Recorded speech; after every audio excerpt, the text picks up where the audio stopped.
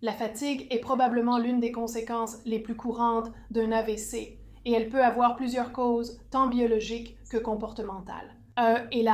En conséquence, elle peut en fait durer des années et des années après avoir eu un AVC. Mais même si elle est courante, elle est souvent négligée par les médecins, les kinésithérapeutes et les ergothérapeutes pendant le traitement et la rééducation.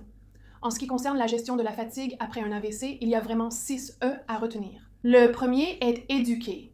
Apprenez à connaître votre propre fatigue. Tenez un journal quotidien de vos activités et de vos niveaux d'énergie, et cela vous permettra de savoir comment utiliser au mieux votre énergie. Par exemple, la plupart des gens ont le plus d'énergie le matin, donc si vous allez faire des activités, planifiez-les pour quand vous avez de l'énergie.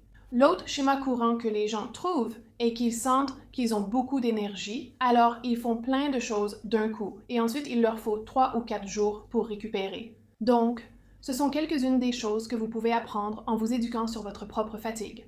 Le deuxième E serait la conservation de l'énergie. Essayez de gérer pour conserver autant d'énergie que possible en faisant des choses comme planifier.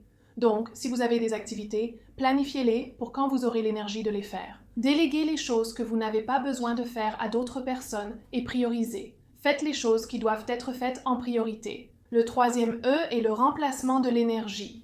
Vous devez peut-être faire des siestes pendant la journée. La plupart des gens qui ont beaucoup de fatigue feront ce qu'on appelle la sieste de grand-mère en milieu d'après-midi, car c'est à ce moment-là que vous devez recharger vos batteries.